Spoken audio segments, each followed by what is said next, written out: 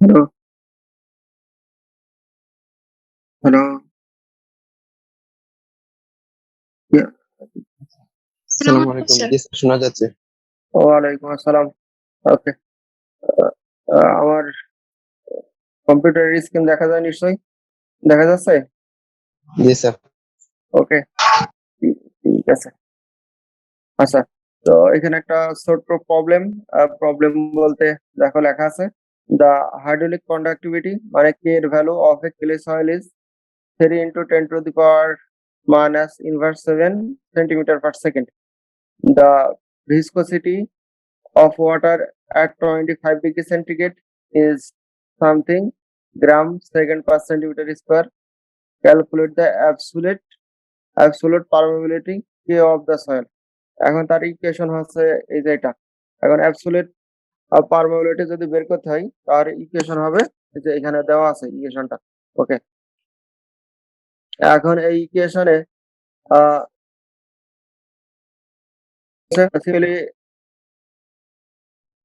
Simply পারমেবিলিটির value আছে এটা দেওয়া আছে। আর বলতেছে যে 25 ডিগ্রি সেন্টিগ্রেডে যে পারমেবিলিটি কত হবে সেটা তোমাকে বের করার জন্য এই K এর ভ্যালু এটা বের করতে বলতেছে, হ্যাঁ? the hydraulic conductivity, তাহলে তুমি এই ইকুয়েশন থেকে তুমি বের করতে পারবা, হ্যাঁ? the absolute permeability কত হবে?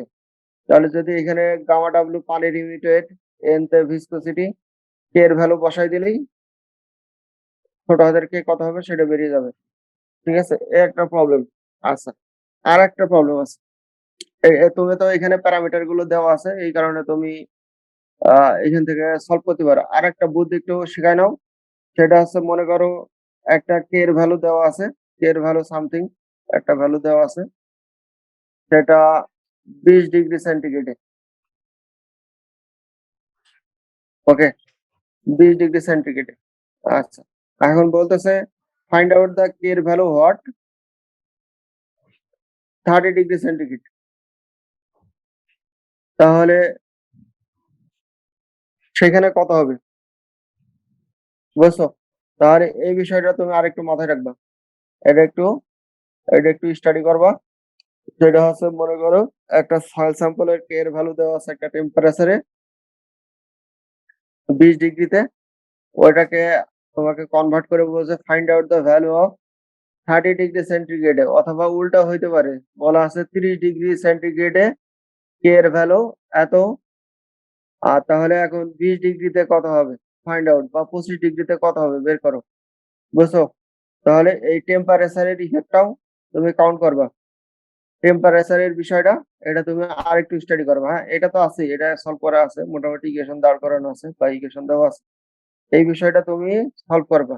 অনেক সময় চাকরির পরীক্ষায় তোমার আসতে পারে, হ্যাঁ? হয়তো জিজ্ঞাসা করতে পারে। একেবারে শর্ট টার্ম মনে হবে যে খুবই ইজি প্রবলেম, কিন্তু একটু ট্রিকস আছে। সেটা একটা কোফিসিয়েন্ট নিয়ে আসা লাগবে। কোফিসিয়েন্টটা কিরকম? যদি কে এর ভ্যালু আমাকে 20 ডিগ্রিতে বের করতে হয়, তাহলে আমাকে এখানে ২ টা কোফিসিয়েন্ট আসবে। একটা হচ্ছে টেম্পারেচার কোফিসিয়েন্ট, সেটা হচ্ছে 30 ডিগ্রি ভাগ টেম্পারেচার কোফিসিয়েন্ট এর ভ্যালু আছে 20 ডিগ্রি। আর এইখানে আ কত ছিল? কে এর ভ্যালু 30 ডিগ্রি। এই কোফিসিয়েন্ট এর উপরে বেস করে তোমাকে নিয়ে আসতে হবে, অথবা এখানে উল্টায়ও যাইতে পারে। তো এই বিষয়টা তুমি একটু মাথায় রাখবা, হ্যাঁ? এই বিষয়টা একটু মাথায় রাখবা। এই টেম্পারেচার এর ইফেক্টটা কতটুকু হয় বা কিভাবে হয় এটা কাউন্ট করতে হবে বা এটা বের করতে হবে। বুঝছো? এই বিষয়টা একটু খেয়াল রেখো। টেম্পারেচার এর ইফেক্টটা আসবে।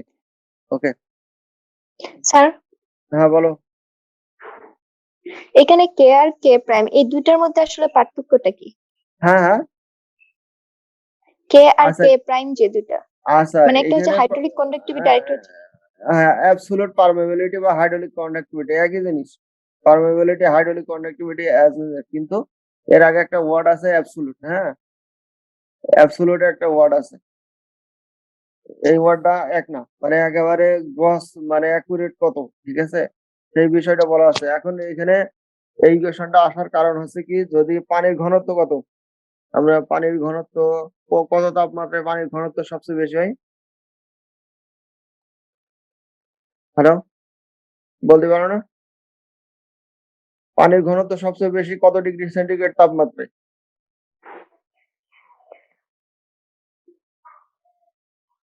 মনে নাই ফিজিক্সে পড়ছিলা? একেবারে ক্লাস 4-5 এ পড়ছিলা। ৪ ডিগ্রি সেন্টিগ্রেড তাপমাত্রায় পানির 4 ওজনের ডিগ্রি সেলসিয়াস। হ্যাঁ, ৪ ডিগ্রিতে সবচেয়ে বেশি ঘনত্ব হয়। আবার বি তারপরে যে এখন টেম্পারেচার যত বেশি হবে পানির ঘনত্ব কি হবে? এখন যদি ৩৫ ডিগ্রি সেন্টিগ্রেড হয় তাহলে পানির ঘনত্ব কম হবে না? জি স্যার। এখন এখন এই পানির ঘনত্বের উপরে বেস করে আ পারমেবিলিটির ভ্যালু কেমন হয় সেটার ইফেক্ট বা টেম্পারেচারের ইফেক্টটা কাউন্ট হবে, হ্যাঁ? টেম্পারেচার ভ্যারি হলেই কি এর ভ্যালু ভ্যারি করে। টেম্পারেচারের ভ্যালু ভ্যারি করলেই পানির যে ঘনত্ব ভ্যারি করবে সেই সাথে কে এর ভ্যালু ভ্যারি করবে। হাইড্রোলিক কন্ডাক্টিভিটির ভ্যালু ভ্যারি করবে। এইজন্যই এই ইকুয়েশন গুলো দাঁড় করানো, হ্যাঁ? যদি কোনো সয়েলের আ পারমেবিলিটির ভ্যালু ৩০ ডিগ্রিতে জানা থাকে যে আমার ৩০ ডিগ্রি সেন্টিগ্রেড টেম্পারেচারে পানির বা কোনো সয়েল মিডিয়ামের হাইড্রোলিক কন্ডাক্টিভিটির ভ্যালু হচ্ছে উম সামথিং। তাহলে এখন ২০ ডিগ্রি সেন্টিগ্রেডে ওইটার হাইড্রোলিক কন্ডাক্টিভিটি কত হবে সেটা তোমাকে বের করার সিস্টেমই হচ্ছে এটা। হ্যাঁ? তো ঠিক আছে এই বিষয়টা একটু মাথায় রেখো। কারণ এই কারেকশন গুলো নিয়ে আসার কারণ হচ্ছে ওই যে টেম্পারেচারের কারণে পানির ঘনত্ব পরিবর্তন হয়। পানির ঘনত্ব পরিবর্তন হইলেই হাইড্রোলিক কন্ডাক্টিভিটি ভ্যারি করবে। এটাই। ওকে? আচ্ছা। তারপরে দেখো একটা ছোট্ট প্রবলেম বলতে এর আগে তোমরা শিখছিলা যে হাইড্রোলিক গ্রেডিয়েন্ট সমান I is equal to H ভাগ L. H হচ্ছে হেড ডিফারেন্স, ডেল H ভাগ L। হেড ডিফারেন্স আর লেন্থ এর ডিফারেন্স, হ্যাঁ? এরকম কিছু শিখছিলা হাইড্রোলিক গ্রেডিয়েন্টের ইকুয়েশন। কিন্তু এখন যদি হাইড্রোলিক গ্রেডিয়েন্ট এর সাথে কোনো কোণের বা অ্যাঙ্গেলের একটা রিলেশন থাকে তাহলে সেই ক্ষেত্রে আ সেই ক্ষেত্রে এই একটা আ অ্যাঙ্গেলের যদি কোনো বিষয় থাকে তাহলে এখানে সেই বিষয়টা নিয়ে আসতে হবে। যদি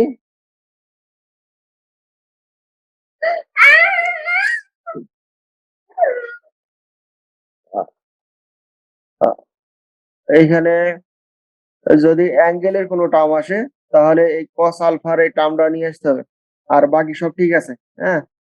বাকি সব ঠিক আছে। এইখান থেকে Q is equal to KI, I তে হচ্ছে আ এরিয়া, এরিয়া কতটুকু? এই যে এখানকার এরিয়া অ্যাঙ্গেল বলা আছে। এইখানে দেখো যে আমরা বলছিলাম আগে hydraulic gradient I is equal to del H, del H ভাগ ডেল L। কতটুকু লেন্থ পরিবর্তন হওয়ার কারণে কতটুকু হেড ডিফারেন্স পরিবর্তন হচ্ছে। কিন্তু কোনো ক্ষেত্রে যদি এই লেন্থ এর সাথে আ অ্যাঙ্গেল চলে আসে তাহলে এই আলফার ভ্যালু অ্যাঙ্গেল কত ডিগ্রি আছে সেটা কাউন্ট হবে। এখন এখানে এরিয়ার সাথে দেখো এখানে এরিয়া সমান আমরা জানি লেন্থ ইনটু ব্রেডথ। এখন ব্রেডথ ধরা হয়েছে 1 ইউনিট। ঠিক আছে? লেন্থ ধরা হয়েছে 1 ইউনিট। এই কারণে 1 কনসিডার করা, হ্যাঁ? বেসিক ইকুয়েশন যেটা। কিন্তু বেসিক্যালি ইকুয়েশন এইটাই হবে। বেসিক্যালি ইকুয়েশন এটাই।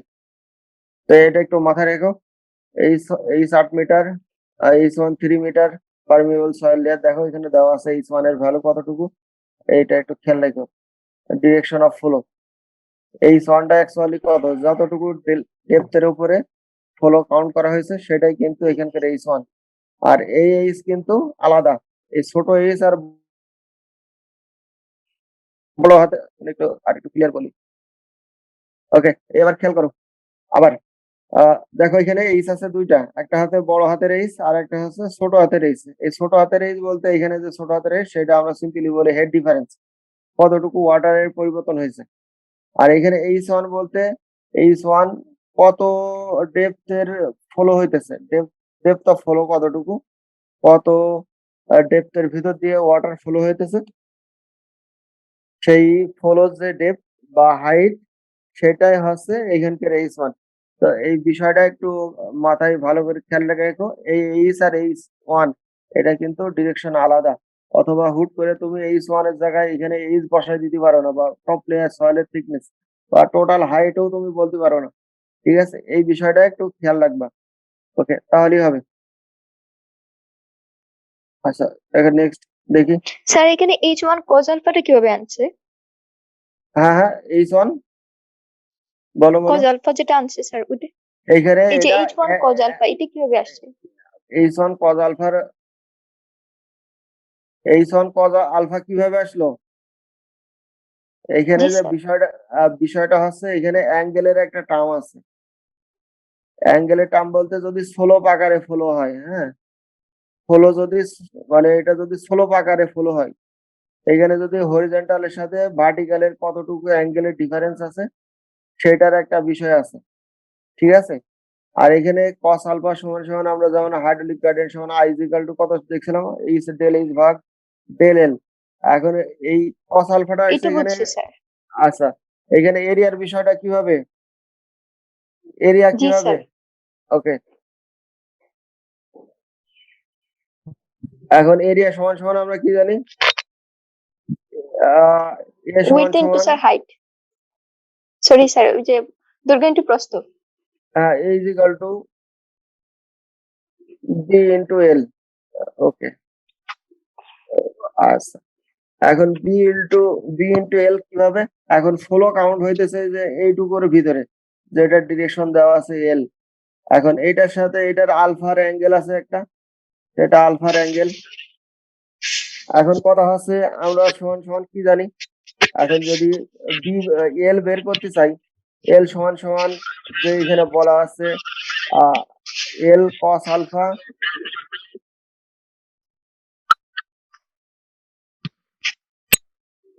এইচ, এল কস আলফা সমান সমান এইচ, যেটা আমরা বলেছি যে হরিজেন্টাল ডিস্টেন্স। এখন হরিজেন্টাল ডিস্টেন্স সমান সমান এইচ কস আলফা, কিন্তু actually L is equal to H one cos alpha. ঠিক আছে, এইখান থেকে এই যে এল আসে, এই যে এইখান থেকে এল থেকে জি এরিয়া স্যার। সমান সমান এল বি, এল সমান সমান এইচ কস আলফা। আর এখানে বি এর ভ্যালু ধরা হয়েছে ওয়ান ইউনিট। ওয়ান বলতে ওয়ান ইউনিট, এক এক বলতে এক না যে ডিরেক্টলি এক বসবে, হ্যাঁ, বলা হয়েছে ওয়ান ইউনিট। হুম, এই কারণে এই কেসন।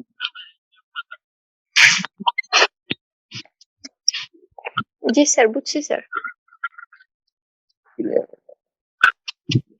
আচ্ছা, এবার পরের টার্ম গুলো দেখো। পরের টার্ম গুলো বলা আছে relationship for hydraulic conductivity granular soil. এখন গ্রানুলার সয়েল বলতে স্যান্ডি সয়েল, মানে স্যান্ডের সয়েল। আচ্ছা, এখন কি ধরনের রিলেশনশিপ একটু খেয়াল করো। আহ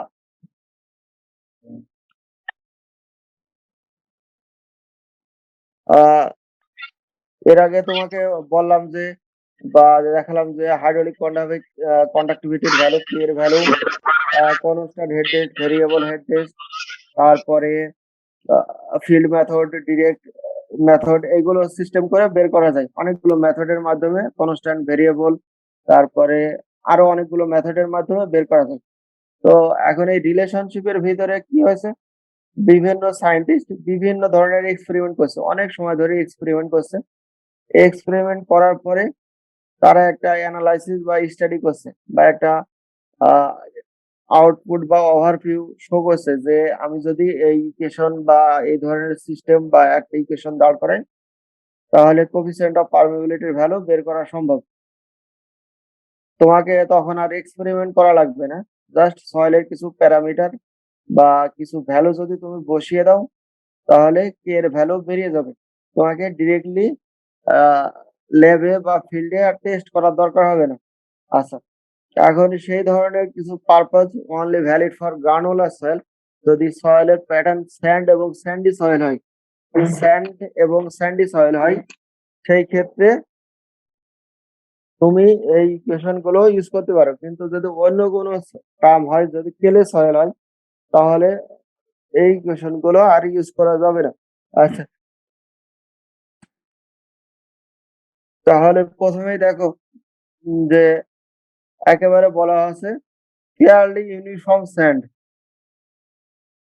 ইউনিফর্ম স্যান্ড হতে হবে, স্যান্ডি সয়েল হইলে হবে না, একেবারে পিওর স্যান্ড হতে হবে। হ্যাঁ, তো 1930 সালে দেখো হ্যাসেন একটা ইম্পেরিক্যাল রিলেশনশিপ দাঁড় করাইছে।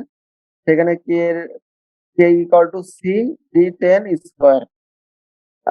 সি তে কনস্ট্যান্ট ভ্যালু যেটা 1.1 থেকে 1.5 পর্যন্ত ভ্যারি করে, আর ডি 10 তে ইফেক্টিভ সাইজ অফ পার্টিকেল যেটার ইউনিট হচ্ছে মিলিমিটার। এখন এই ডি 10 এর ভ্যালু মনে করো, এখন এই ডি 10 কিভাবে বের করে, ডি 10 এর ভ্যালু কিভাবে বের করা যায়?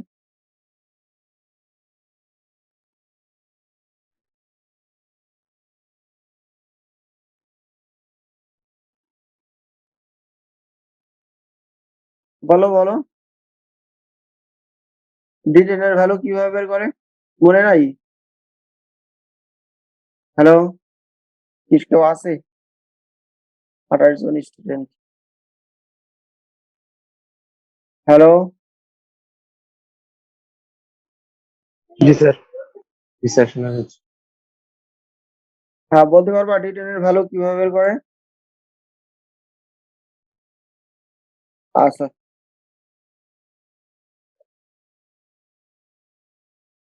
সেই কার্ভের কথা মনে আছে? এদিকে পার্টিকেল সাইজ, এদিকে পার্সেন্টেজ ফাইনার, এই ধরনের একটা কার্ভ আসে, তারপরে এইভাবে লাইন টেনে এখানে নিয়ে আসে, তারপরে এটা 10 হইলে 10, D30, D40, D60, মনে নেই এগুলো? মনে নেই? এই সেমিস্টারই তো জি স্যার। পড়ালাম, এই সেমিস্টারই জি স্যার। পড়াইছি। ওকে, তাহলে তুমি এই যে সি ফর্মুলা বানান, ছিল হচ্ছে CO equal to D10 by D60 by D10, ওইটা হবে স্যার? সি সমান সমান D60 ভাগ D10। জি স্যার। ইকুয়েশন ঠিক আছে, কিন্তু আমি এখন কোশ্চেন জিজ্ঞাসা করছি যে এই D10 এর ভ্যালু কিভাবে বের করে আর এই D60 এর ভ্যালু কিভাবে বের করে, এটাই কোশ্চেন ছিল। হ্যাঁ, আমি সিইউ বের করতে বলে নাই, ইকুয়েশন ঠিক আছে, ওকে, ইকুয়েশন ওকে, কিন্তু D60 D10 এর ভ্যালু বের করে কিভাবে সেটাই জিজ্ঞাসা করছি। এই সেমিস্টারে তো পড়েছে, মানে এই কোর্সের ভিতরেই আছে, যদি না পারো তাহলে তো সমস্যা। ওকে, তাহলে তুমি এই সিভ অ্যানালাইসিস বা হাইড্রোমিটার অ্যানালাইসিস থেকে তুমি D10 এর ভ্যালু বের করে নিয়ে আসবা। এখন যে ভ্যালুটা আসবে সেটা মিলিমিটারে হবে। এখন যদি মিলিমিটারে এই ইকুয়েশনের পরে বসাই দাও, আর সি এর ভ্যালু সেটা 1 বা 1.5, এই রেঞ্জের ভিতরে যে কোনো একটা ভ্যালু ধরো, ধরার পরে তুমি কে এর ভ্যালু একটা পাবা, তোমার এক্সপেরিমেন্ট করার দরকার নেই, ঠিক আছে, বা ল্যাব টেস্ট বা এক্সপেরিমেন্ট করার দরকার নেই। তুমি এখান থেকে মোটামুটি একটা ধারণা পাইতে পারো যে আমার আহ, যে সয়েল বা স্যাম্পল আছে সেটার কে এর ভ্যালু এত থেকে এত হবে। ওকে, আচ্ছা, তাহলে প্রথম ধাপ একটা গেল। আচ্ছা, আবার আরেকজন সায়েন্টিস্ট হাইড্রোলিক কন্ডাক্টিভিটি বের করছে, যেটা কজনিক কারমান ইকুয়েশন নামে পরিচিত। এখন এই কজনিক কারমান ইকুয়েশন 1927 সালে, আর কারমান 1938-95, অনেক বছর ধরে এক্সপেরিমেন্ট, প্রায় 25 বছরের এক্সপেরিমেন্ট। হ্যাঁ, তা তার আবার কি করলো, তার আবার নতুন করে আর একটা ইকুয়েশন দরকার হলো, সেখানে কি বলা আছে, কে ইকুয়াল টু সামথিং। ওকে, এখন ইতে ভয়েড রেশিও সেটা বোঝা যাচ্ছে, গামা ডাব্লিউ তে পানির ইউনিট ওয়েট, আহ ইটাতে unit weight viscosity of water বা পারমিয়েন্ট, যে এটা প্রবেশ করানো হবে। আহ তারপরে টি এর ভ্যালু কি বলা আছে, tortuosity of flow channel. Tortuosity of flow channel বলতে যে ফ্লো চ্যানেলের প্যাটার্ন কেমন হবে। Specific surface area of unit volume, specific surface area, যেটা অনেক সময় আমরা বলি যে কেজি পার মিটার স্কোয়ার বা মিটার স্কোয়ার পার কেজি, এরকম কিছু বলে থাকি। Surface area, specific surface area বলতে আহ কত কেজিতে কত এরিয়া, বুঝছো? এরিয়া কত কেজির উপরে বেস করে কত এরিয়া, এখন একটু হিসাব করো। এখন স্পেসিফিক সারফেস এরিয়া কেমন, আহ টিন দেখছো না? টিন, টিন ঢেউ টিন দেখছো? ঢেউ টিন দেখছো না? হ্যালো, কি ব্যাপার? হ্যালো, কি ব্যাপার, আমার কথা শোনা যায় না? জি স্যার। ওকে, আচ্ছা স্পেসিফিক সারফেস এরিয়া কেমন দেখা যাবে? ঢেউটিন দেখছো, ঢেউটিনে দেখা যায় যে 1 ফিট, যদি 1 ফিট বাই 1 ফিট স্কোয়ার শেপে আমি এক ঢেউটিন কাটি, তাহলে তার ওজন কত হবে? ওজন হবে মনে করো যে 200 গ্রাম, ঠিক আছে। কিন্তু মনে করো যে 5 ইঞ্চি থিকনেসের 1 ফিট বাই 1 ফিট একটা লোহার শিট কাটলাম, তাহলে তার ওজন কত হবে? অনেক বেশি হবে না? কিন্তু দেখা জি যাচ্ছে যে স্যার। এরিয়া সেম কিন্তু ওজন বেশি, হ্যাঁ। তাহলে এখন এই কত এরিয়ায় কতটুকু ওজন হচ্ছে সেটাকে সাধারণত বলা হচ্ছে যে এই স্পেসিফিক এরিয়া। আচ্ছা, তারপরে দেখো শেপ ফ্যাক্টর। এখন শেপ ফ্যাক্টর বলতে এখন এই যে চ্যানেলের ভিতর দিয়ে ফ্লুইড বা ফ্লো হবে, ওই শেপের চ্যানেল বা ফ্লো প্যাটার্ন কেমন, ঠিক আছে, ওই চ্যানেলের মানে শেপ কেমন সেটার উপরে নির্ভর করবে শেপ ফ্যাক্টর, বুঝছো? তাহলে এই প্যারামিটার গুলো যদি মোটামুটি বসাই দিই, তাহলে তুমি এই ইকুয়েশন থেকে কে এর ভ্যালু বের করতে পারবে। এই একটা সিস্টেম, এক ধরনের সিস্টেম আবিষ্কার করছে। আচ্ছা, তারপরের গুলোতে দেখো। ওকে, আচ্ছা, তারপরে দেখো এখানে লেখছে ক্যারিয়ার 2003 সালে সে আবার আর একটা নতুন সূত্র আবিষ্কার করছে। সেটা কেমন? সেটা হচ্ছে K equal to K proportional to E something one ভাগ ই। সে একটা ইকুয়েশন দাঁড় করাইছে, যে এই ইকুয়েশনের উপরে বেস করে তুমি যে কেউ কে এর ভ্যালু বের করতে পারে। এখন প্রপোর্শনাল যেহেতু আছে, তাহলে এখানে একটা কনস্ট্যান্ট বসা স্বাভাবিক। এখানে সামনে একটা কনস্ট্যান্ট বসে তারপর ইকুয়াল হবে। এখন সেই কনস্ট্যান্টের ভ্যালু কত সেটা পরে আছে, সেটা তোমাকে বের করতে হবে। সেটা সিস্টেম আছে, আমি দেখাচ্ছি একটু পরে। আচ্ছা, মোর রিসেন্টলি আবার 2004 সালে আরেকজন সায়েন্টিস্ট আবিষ্কার কাজ করছে যে কে সেন্টিমিটার কে এর ভ্যালু এটা হবে। তাহলে আমি যদি এই ইকুয়েশনে বসাই, তাহলে কে এর ভ্যালু বের করা সম্ভব। ইতে ভয়েড রেশিও, সয়েলের ভয়েড রেশিওর ভ্যালু কত, D10 আগের ইকুয়েশনের মতোই প্যারামিটার গুলো বসাই দিলেই এখান থেকে অ্যান্সার চলে আসবে। ওকে, আচ্ছা, তারপরে আবার কি আছে 1984 সালে ল্যাবরেটরি টেস্ট। এখন সেটার উপরে এক্সপেরিমেন্ট করা আছে। এখন এই সিও এর ভ্যালু আছে 1.0 থেকে 12 পর্যন্ত, আর রিলেটিভ ডেন্সিটি হবে 80%। যদি এই ধরনের কন্ডিশন থাকে, তাহলে তুমি এই ইকুয়েশন ইউজ করতে পারো। কে কে অ্যাভারেজ মিলিমিটার স্কোয়ারে বলা আছে, কে এর ভ্যালু কত হইতে পারে সেটা এইখানে তুমি বের করতে পারো। D5 অনলি D5 লাগবে, আর এই কোফিসিয়েন্টের ভ্যালু 0.05 থেকে 1 পর্যন্ত। এখান থেকেও তুমি একটা ধারণা পাইতে পারো অ্যাকচুয়ালি কে এর ভ্যালু কত হবে। অ্যাকুরেট ভ্যালু দিবে না, কিন্তু মোটামুটি আহ কাছাকাছি বা একটু কম একটু বেশি মোটামুটি একটা রিলায়েবল ভ্যালু তুমি এই ইকুয়েশন গুলো ইউজ করে বের করতে পারবা। ওকে, আচ্ছা, তাহলে এটা একটা প্রবলেম আছে। আচ্ছা, এটা দরকার নেই, নেক্সট। আবার আর একটা দেখো, ওইটা মনে হয় ওটা দরকার নেই, এটা থাক। এর পরের ইকুয়েশন দেখো, 1948 সালে টেইলর আবার আর একটা ইকুয়েশন ডেভেলপ করছে, সেটাকে বলা হচ্ছে log K equal to log K naught E naught minus E C K. এখন কে নটে in situ hydraulic conductivity at void ratio E naught. Okay, ঠিক আছে।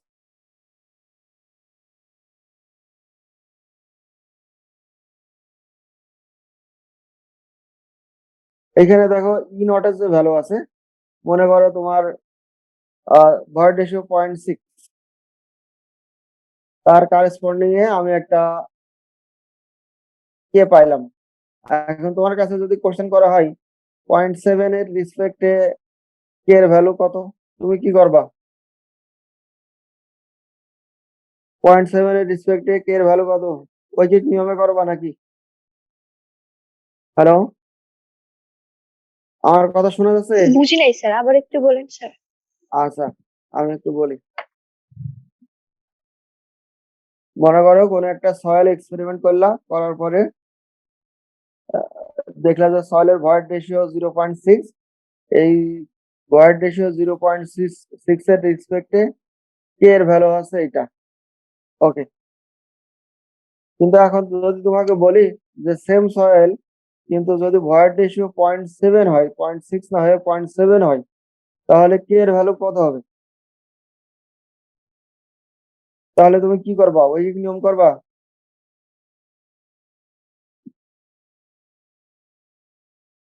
বলো বলো বলো, বুঝো নাই? আমার কোশ্চেন বুঝো নাই? স্যার আমরা কি কে জি ওয়ান স্যার, কে বুঝছি স্যার। করে করবো এখন? হ্যাঁ হ্যাঁ, স্যার কে ওয়ান একটার জন্য ওয়ান, কে ওয়ান একটার জন্য কে টু, এইভাবে করবো? স্যার আচ্ছা আগে রেশিও তুমি করে করা যায় না? রেশিও করে হবে না। রেশিও করে ওইভাবে তুমি যদি রেশিও করো, তুমি প্রবলেম মিলাতে পারবা না, হবে না। ঠিক আছে, এখন তোমাকে ইকুয়েশন ইউজ করতে হবে। যে এখানে একটা ইকুয়েশন আছে, এই ইকুয়েশন ইউজ করতে হবে।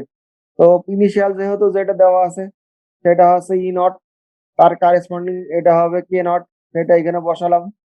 আর এখন ই কোনটা হবে? ই হচ্ছে 0.7 আর কে হচ্ছে যে এটা। এখন সি কে কোনটা? এখন সি কে বলতেছে in this equation the value may be taken 0.5 e naught। এখন এই সি এর ভ্যালু হবে 0.5 ই নট এর সমান। হ্যাঁ, এটা যদি তুমি বসাও তাহলে তুমি একটা ভ্যালু পাবা, তাহলে একটা ভ্যালু পাবা। তাহলে প্রিভিয়াস প্রবলেমে যাই।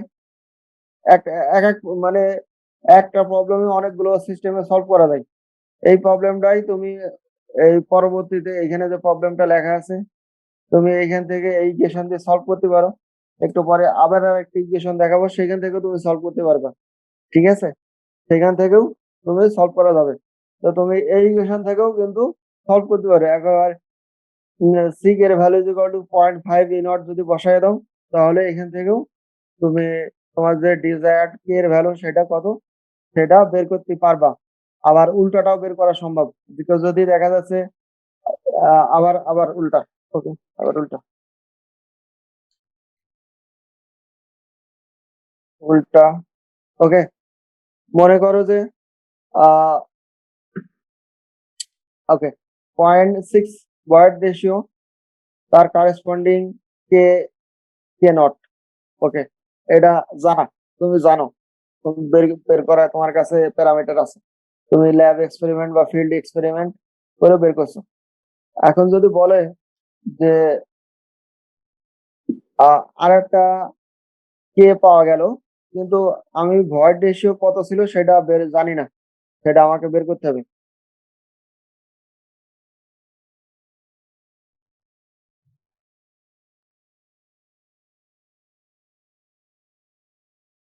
সেটার ভয়েড রেশিও কত কে বের হয়েছে, কিন্তু ভয়েড রেশিও কত সেটা কে এর ভ্যালু জানি, কিন্তু ওই সয়েলের ভয়েড রেশিও কত সেটা আমি জানি না।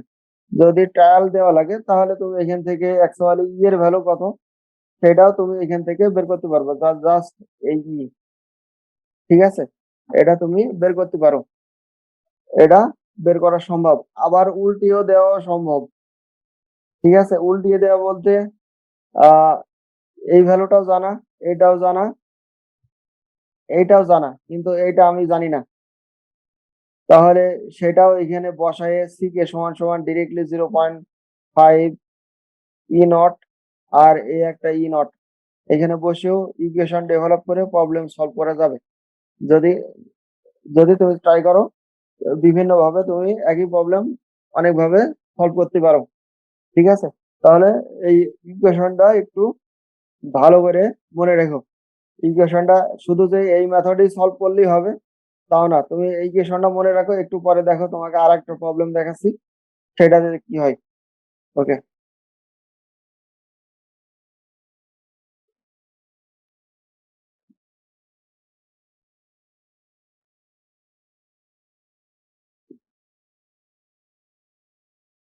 ওকে, এই প্রবলেমটা খুব কমন কমন ইকুয়েশন, যেটা একটু আগে তোমাকে বলছিলাম যে সামনে একটা প্রপোর্শনাল কনস্ট্যান্ট হবে।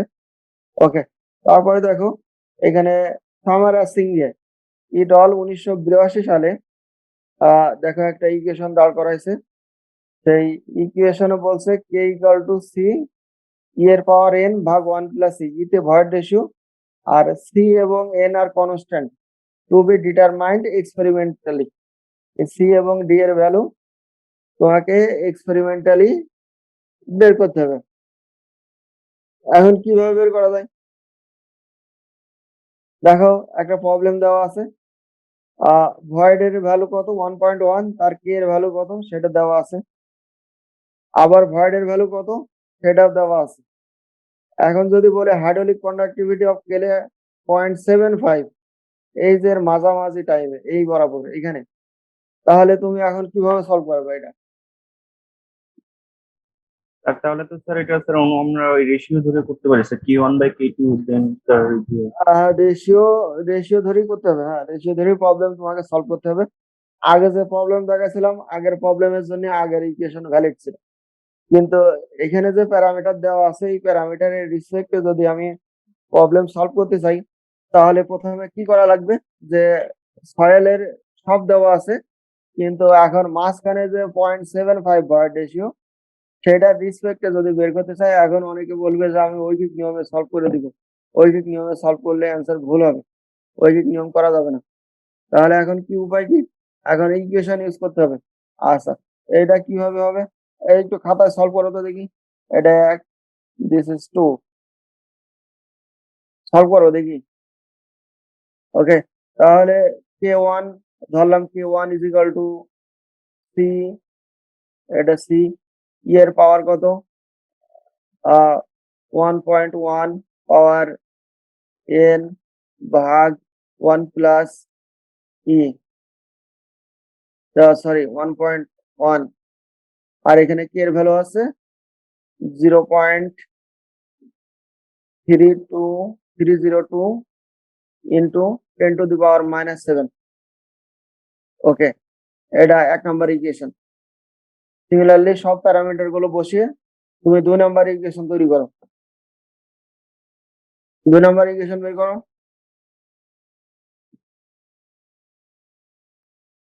স্যার সি কি দুইটা ক্ষেত্রেই সেম থাকবে, মানে সি কি সবসময় কনস্ট্যান্ট?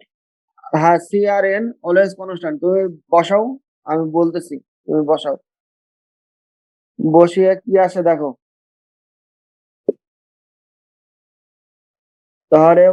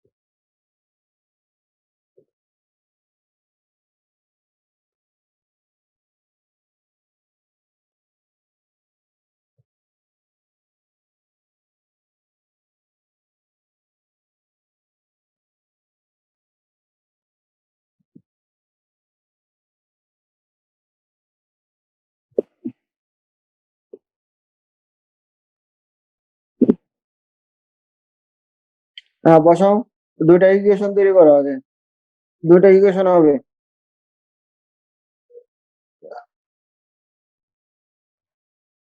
হ্যাঁ, ইকুয়েশন তৈরি করছো? জি স্যার। আচ্ছা, 1 নম্বর ইকুয়েশনকে 2 নম্বর ইকুয়েশন দিয়ে ভাগ দাও এবার।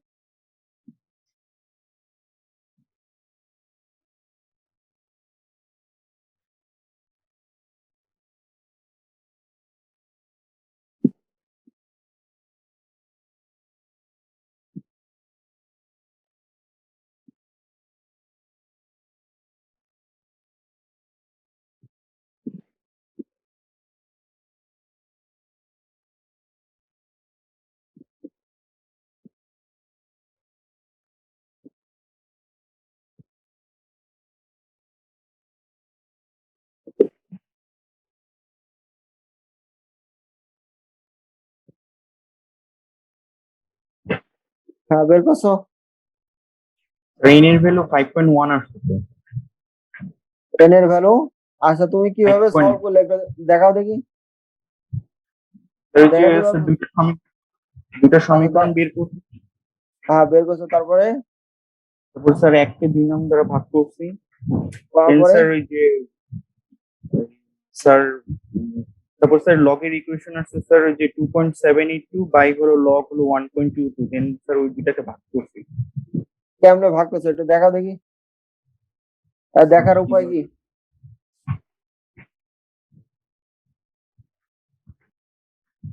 আচ্ছা, তুমি দেখাও, দেখানোর কোনো অপশন আছে? তোমার নাম কি? নাবিল স্যার।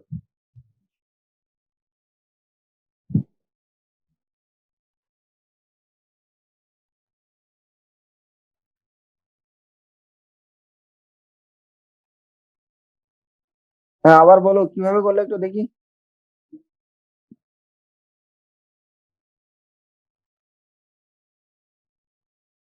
বলো বলো।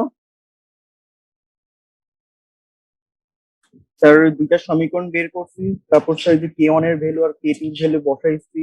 এরপরে স্যার ওই যে যে আমার দুইটা সমীকরণ ছিল স্যার ইএন বাই হলো 1+E।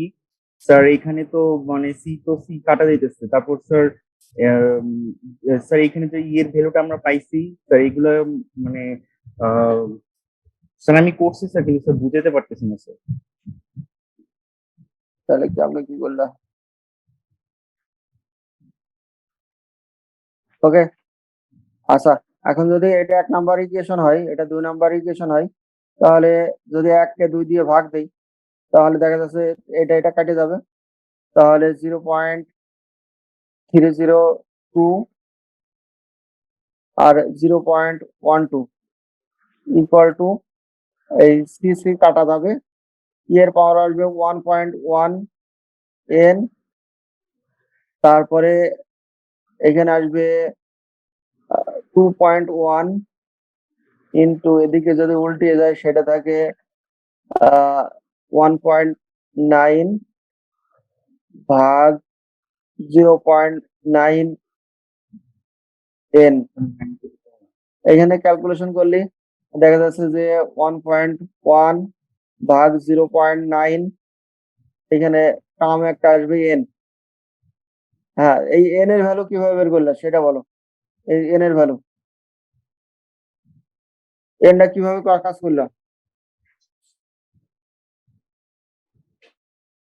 বলো বলো। স্যার এই যে 0.302 বাই হলো 0.12, স্যার এখান থেকে স্যার আমার ভ্যালু আসছে স্যার 2.517 আসছে। তো এখান আচ্ছা, থেকে এরপর স্যার ওকে, হ্যাঁ, তো তাহলে কি ছিল? আবার আবার নতুন করে,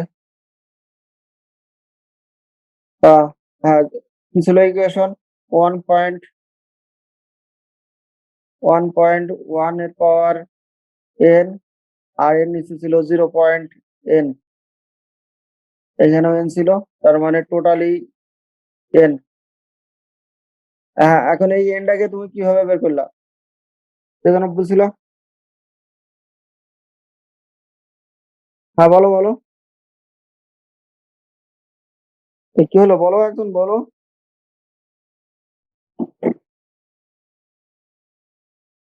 হ্যাঁ, এই কি হলো, শোনা যাচ্ছে না আমার কথা? হ্যালো, কি অবস্থা? হ্যালো, কেউ নাই? জি স্যার, শোনা যাচ্ছে। হ্যাঁ, এই কে যেন সলভ করলো ওরা, এখন এই এন্ডটা কিভাবে আইলো সেটা একটু বুঝাই বললে হবে। নাবিল বলছিল স্যার। কই সে?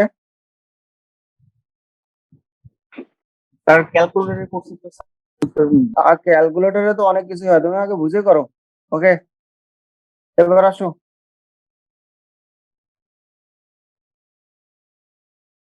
আচ্ছা, এখন টার্ম আসবে এরকম, এখানে একটা ভ্যালু পাবা ইকুয়াল টু, এখানে একটা ভ্যালু পায়ে, তারপরে তুমি 1.1 ভাগ 0.9 পাওয়ার এন, এরকম একটা ভ্যালু পাবা। এখন এটা তো নিউমেরিক্যাল ভ্যালু, এটার সাথে এটা ভাগ দিয়ে দিলা, এখানে স্যার এটা একটা কি ভ্যালু দুই চলে পাশে লগ নিয়ে করব? হ্যাঁ হ্যাঁ, দুই পাশে লগ নিতে হবে, লগ না লন নিতে হবে। এখন দুই পাশে যদি লগ নিয়ে চলে আসো, লগ নিলেই এনটা সামনে চলে আসবে, আর লগ এটা ভ্যালু হয়ে যাবে। লগ নিয়ে প্রবলেম সলভ করলেই চলে আসবে। তাহলে তুমি এখান থেকে n এর ভ্যালু পাই যাবা। এখন এই n এর ভ্যালু যে কোনো একটা ইকুয়েশনে 1 অথবা 2 যে কোনো একটা ইকুয়েশনে বসাই দিলেই তুমি c এর ভ্যালু পেয়ে যাবা। বুঝছো?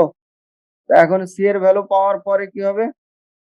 c এর ভ্যালু তুমি পাওয়ার পরে কি হবে?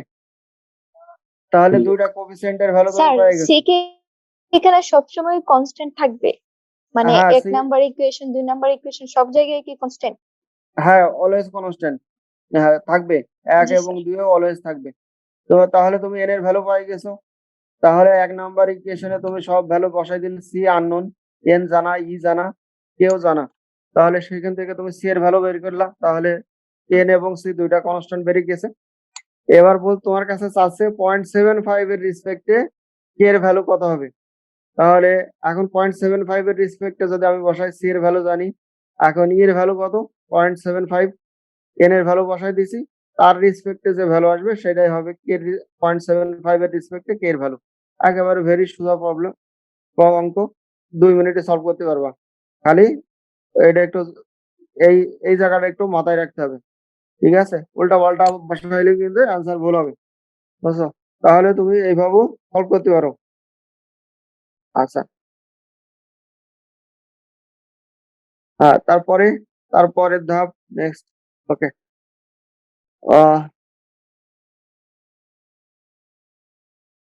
আচ্ছা, তো এখানে গ্রাফ মুখস্থ করার দরকার নেই। তুমি একটু মোটামুটি একটা ওভারভিউ, জাস্ট একটা ওভারভিউ নিতে পারো।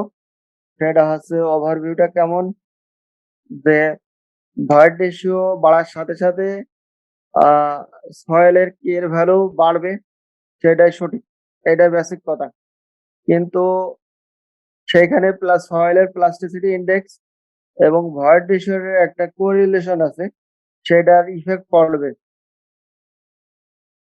প্লাস্টিসিটি ইন্ডেক্স আর ক্লে সাইজ ফ্রিকশন, মানে পার্সেন্টেজ অফ ক্লে সাইজ ফ্র্যাকশনের যে ভ্যালু, যেটা আমরা বলছিলাম যে 0.075, মানে 200 নাম্বার 0.075 মিলিমিটারের চেয়ে ছোট সাইজের যেটা আছে, যে পার্টিকেলের সাইজ, সেটাকে বলা হয় percentage of clay size fraction.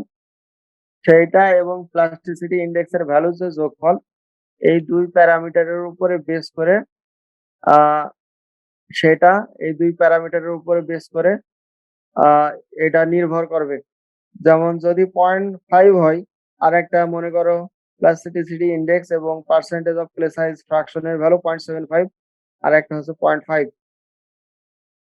তা এখন কোশ্চেন হচ্ছে, যদি ভয়েড রেশিও মনে করো যে 0.8, আমি এখন যদি দাগ টানি, এখানে এসে এখানে মিট করলো, এইখানে এসে এইখানে মিট করতেছে, দেখা যাচ্ছে যে সেম ভয়েড রেশিও কিন্তু কে এর ভ্যালু ভিন্ন। কারণ ভিন্ন হওয়ার কারণ হবে যে, কারণ একটাই, সেটা হবে সয়েলের প্লাস্টিসিটি ইন্ডেক্স আর percentage of clay size fraction, এই দুইটার ভ্যালুই এই ভ্যারি করার মূল কারণ। হ্যাঁ, তো এই বিষয়টা, এই কনসেপ্টটাও তুমি একটু মাথায় রেখো। প্লাস্টিসিটি ইন্ডেক্স আর ক্লে সাইজ ফ্র্যাকশন, দেখা যাচ্ছে যে দুইটা সয়েলের, মনে করো দুইটা সয়েল স্যাম্পল, দুই সয়েল স্যাম্পলেই আমি ভয়েড রেশিও ধরলাম 0.5। এখন প্রথম যে সয়েল আছে, সেই প্রথম সয়েলে 0.5 এর রেসপেক্টে, ভয়েডের রেসপেক্টে কে এর ভ্যালু যেটা আসবে, দ্বিতীয় সয়েলের সেম ভয়েড রেশিও কে এর ভ্যালু আলাদা। এটা ঠিক, এটা সঠিক। কারণ ভ্যারি হওয়ার কারণ হচ্ছে এই যে প্লাস্টিসিটি ইন্ডেক্স আর সয়েলের ভিতরে percentage of clay size fraction, এই দুইটা ভ্যারি করার কারণেই দুইটা ভ্যারি করবে। বুঝছো? তো এই বেসিকটা একটু মাথায় রাখলে হবে, তোমাকে গ্রাফ মুখস্থ করার দরকার নাই। তুমি যেন বেসিকটা বুঝতে পারো, হ্যাঁ, যে বেসিক এরকম আছে। ওকে, ওকে। আচ্ছা, তারপরে দেখো, আহ এখানে একটু কেটে দিই। Equivalent hydraulic conductivity in stratified soil, equivalent hydraulic conductivity. এখন ইকুইভ্যালেন্ট এর বাংলা কি? আমরা বাংলা কি ইউজিং ইকুইভ্যালেন্ট? তুল্য মেরু স্যার। সমতুল্য বা তুল্য স্যার।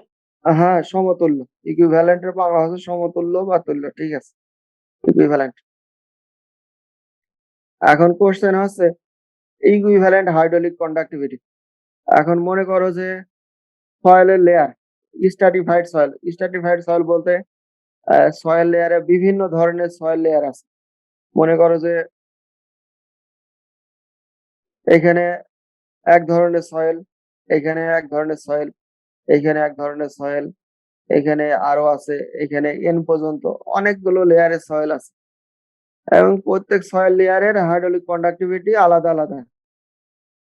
এটার আলাদা, এটার আলাদা, এটার আলাদা, এটার আলাদা, এটারও আলাদা, সবগুলো আলাদা আলাদা। এই ধরনের লেয়ার সয়েলের ভিতরে যদি আমি ফ্লো করাই, ওয়াটার ফ্লো হয়, তাহলে হাইড্রোলিক কন্ডাক্টিভ ভ্যালু কত হবে? হাইড্রোলিক কন্ডাক্টিভিটি কত হবে সেটাই এখানকার আলোচ্য বিষয়। হ্যাঁ, এখন একটু খেয়াল করে রাখো, direction of flow, horizontal direction. এই ডিরেকশনে হরিজন্টাল ডিরেকশন বরাবর ফ্লো হইতেছে, তাহলে কি হবে? তাহলে আমি যদি বলি আমি ফুল ওয়াটার ফ্লো হইতেছে হরিজন্টাল ডিরেকশন বরাবর, এখানে বিভিন্ন লেয়ারের সয়েল আছে, তাহলে ইকুইভ্যালেন্ট হাইড্রোলিক কন্ডাক্টিভিটি কত হবে সেটা বের করতে হবে। এখন বের করার ইকুয়েশন আছে এই যে এটা, কে ইজ ইকুইভ্যালেন্ট, যেহেতু ডিরেকশন অফ ফ্লো আছে হরিজন্টাল ডিরেকশন, তাহলে কে ইজ ইকুয়াল টু 1 ভাগ এইচ। এই সমান সমান, এই সমান সমান হচ্ছে এই যে টোটাল এইচ, কোনটা আছে এইচ, টোটাল লেয়ারের যোগফল, টোটাল সয়েল লেয়ারের যোগফল, H1 H2 H3 that that H4 এই পর্যন্ত যোগফল। ওকে, তাহলে 1 ভাগ H is equal to K H1 H1 plus K H2 H2 plus K H3 H3, এভাবে ডট ডট ডট ডট যেতে হয় কে Hn Hn পর্যন্ত, এইভাবে যাইতে থাকবে। ঠিক আছে, তাহলে এখন কোশ্চেন হচ্ছে হাইড্রোলিক কন্ডাক্টিভিটির এই যে প্রত্যেক লেয়ারে দুইটা পারমেবিলিটির ভ্যালু আছে, একটা হচ্ছে হরিজন্টাল ডিরেকশন বরাবর, একটা হচ্ছে ভার্টিক্যাল ডিরেকশন বরাবর। আবার 2 নম্বরে হরিজন্টাল, এটা ভার্টিক্যাল, প্রত্যেকে আলাদা আলাদা। এইটাকে এখানেও আলাদা আলাদা, এটাও আলাদা আলাদা। তাহলে এখন কোশ্চেন, তাহলে তুমি যদি এই সূত্র ইউজ করো, তাহলে টোটাল এই সয়েল যে স্ট্রাটিফাইড সয়েল লেয়ার আছে বা সয়েল স্যাম্পল আছে, তার হাইড্রোলিক কন্ডাক্টিভিটি কত হবে সেটা এই যে এইটা, এখান থেকে বের করতে পারবে। এটা ইকুয়েশন, এটা হচ্ছে ইকুয়েশন। ওকে, আচ্ছা, এবার সেম প্রবলেম কিন্তু ডিরেকশন আছে ভার্টিক্যাল। নেক্সট, এবার দেখো, এখন এই ভার্টিক্যাল ডিরেকশন বরাবর যদি ফলো হয় এই যে, তাহলে সেই ক্ষেত্রে প্রবলেম ইকুয়েশন যদি বের করতে হয়, তাহলে সেটার ইকুয়েশন কি একটু লিখো দেখি। আগেরটা লিখো, আগেরটা একটু। নেক্সট,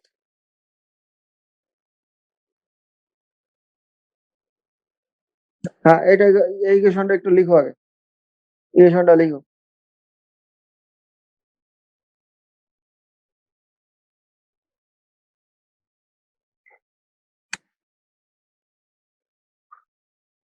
লিখছো সবাই, লিখছো?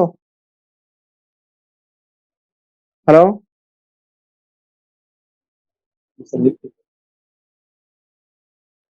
এখানে ডট ডট বলতে 1 2 3 4 5 6 6 7 8 একেবারে এন সংখ্যক পর্যন্ত। হ্যাঁ, এন সংখ্যক পর্যন্ত লেয়ার। হ্যাঁ, লিখো, আরে লিখছি স্যার। ওকে। ও আচ্ছা, এবার দেখো সেম প্রবলেম, সেখানে বলা আছে ভার্টিক্যাল ডিরেকশন বরাবর। এখন ভার্টিক্যাল ডিরেকশন বরাবর যদি হয়, তাহলে সেই ক্ষেত্রে এই ভার্টিক্যাল ডিরেকশন বরাবর হাইড্রোলিক ইকুইভ্যালেন্ট বা হাইড্রোলিক কন্ডাক্টিভিটি কত হবে কেভি, সেটার ইকুয়েশন আছে এইচ ভাগ H1 KV1 H2 KV2 H3 KV3 plus dot dot dot Hn 10। এটা তুমি লিখো, এটাও লিখো, এটাও লিখো। লিখছি স্যার। ওকে, লিখছো? তাহলে এখন এই এইচটা কি হবে? এইচটা বড় হাতের এইচ যেটা আছে, এইচটা হবে প্রত্যেক লেয়ারের যে থিকনেস আছে, প্রত্যেক লেয়ারের থিকনেসের যোগফল। এই যে এখানে দেওয়া আছে দেখো, H is equal to H1, H2, H3, H4 আর Hn, যতগুলো লেয়ার থাকবে সব লেয়ার গুলো যোগফল হবে এটা। ওকে, তাহলে এটা ঠিক আছে। ওকে, তোমাকে একটা প্রবলেম দিই নেক্সট। হ্যাঁ, এটা সলভ করো দেখি। হ্যাঁ, সলভ করো। কোন প্রবলেম স্যার? স্লাইড চেঞ্জ হয় না। লাইট চেঞ্জ হয় না? ওকে, দেখো তো জি স্যার। এই প্রবলেমটা সলভ করো সবাই দেখি। হ্যাঁ, বের করো কোনো কোশ্চেন। হ্যালো, লিখো লিখো। স্যার করতেছি স্যার।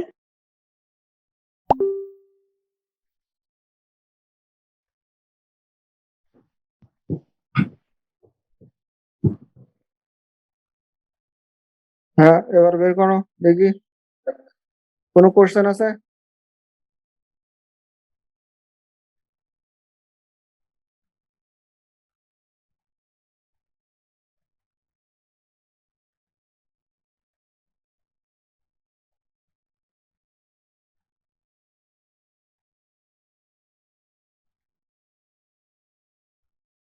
হ্যাঁ, এটা রেশিও কত আছে এখন বলো দেখি, রেশিও কত? 143.8 স্যার। এটা তো অনেক বেশি লাগতেছে। রেশিও রেশিও তুমি জি ভালো স্যার। করে বসো, স্যার ভালো আবার করে একটু বসো। চেক করি স্যার। আচ্ছা, তুমি সলভ করে ভালো করে সলভ করো। এখানে যে K-H1 আছে না, K-H1, এটা তো হরিজন্টাল ডিরেকশন বরাবর। আবার আরেকটা আছে KV1, এটা হচ্ছে ভার্টিক্যাল ডিরেকশন বরাবর। কিন্তু এখানে তো K-H1 KV1 কিছুই নাই, ঠিক আছে? তার মানে K-H1 KV1 equal to K1, যেহেতু আলাদা আলাদা ভাবে করা নেই, তাহলে K-H1 বা KV1 দুইটাই কিন্তু K1 এর সমান। সিমিলারলি K2 K3 তুমি বসায় সলভ করলেই একটা অ্যান্সার আসবে, এত বেশি হওয়ার কথা না। আচ্ছা, তো ঠিক আছে, সবাইকে ধন্যবাদ। ওকে, আজকে এ পর্যন্তই। আসসালামু আলাইকুম। আসসালামু আলাইকুম স্যার। স্যার, হ্যাঁ বলো। স্যার আমাদের আর কতটুকু বাকি আছে স্যার? বা আমাদের আর এখনো কতদিন লাগতে পারে যদি একটু আইডিয়া দিতেন। এখনো 2 চ্যাপ্টার আছে। হ্যাঁ, 2 চ্যাপ্টার আছে, এটা বাদেও 2 চ্যাপ্টার আছে। স্যার মানে স্যার ওকে, এটা আসলে আমাদের যদি একটু তাড়াতাড়ি শেষ করে দিতেন স্যার তাহলে ভালো হতো স্যার। আমাদের তো আবার ল্যাব কোর্সটাও আপনি নিবেন। ল্যাব কোর্স আমি তো এখন নাই, আমি কিভাবে নিব বলো? অনলাইনে কি ল্যাব নেওয়া সম্ভব? জি স্যার। অনলাইনে ল্যাব হয়? অনলাইনে কিভাবে সম্ভব বলো? অনলাইনে হয়তো থিওরি কোর্স পড়ানো যায়, খুব কষ্ট হয় থিওরি পড়াইতে। অনেক সময় এইখানে মাউস দিয়ে তো লেখা যায় না, ঠিক আছে? জি স্যার। মাউসে লেখা কষ্ট হয়। স্যার হ্যাঁ বলো। তাহলে স্যার এই কোর্সটার পরে তো স্যার আমাদের যে 3-2 এর তো একটু অংশ বাকি ছিল যে আমাদের যে পড়াইছিলেন। হ্যাঁ, আচ্ছা ঠিক আছে, ওটা আমি কন্টিনিউ করবো, সমস্যা নেই। এখন দেখো যে তোমাদের পরীক্ষার ডেট কবে পড়ছে বা ডেট কবে, আমি শেষ করে দিব ডেটটা স্যার পরীক্ষার। বলছেন যে কলেজ খোলার পরই এক্সাম নিয়ে নিবেন। জুনের আচ্ছা, 8 তারিখ। হ্যাঁ, জুনের 8 মানে তারিখ থেকে ক্যাম্পাস। বলছিলাম সম্ভবত। আচ্ছা জুনের 8 তারিখ যদি হয় সমস্যা নেই। এপ্রিল, আমি মে মাসে শেষ করে দিব, মের আগে আগে শেষ করে দিব, মের মাঝামাঝি টাইমে। যদি জুনে পরীক্ষা হয়, আগে দেখো ক্যাম্পাস খোলে কিনা, ঠিক আছে? জি স্যার। ওকে, আমার তো অ্যান্সার মুখস্থ নাই, তুমি একটু কেয়ারফুলি সলভ করো। হ্যাঁ, অ্যান্সার আমার মুখস্থ নাই, হইতে স্যার পারে। আমার আসছে 143 দেখো সামথিং। কোথাও ভুল টুল করছো কিনা। স্যার আমারও ওকে, 139 আসছে। ওকে, ধন্যবাদ সবাইকে।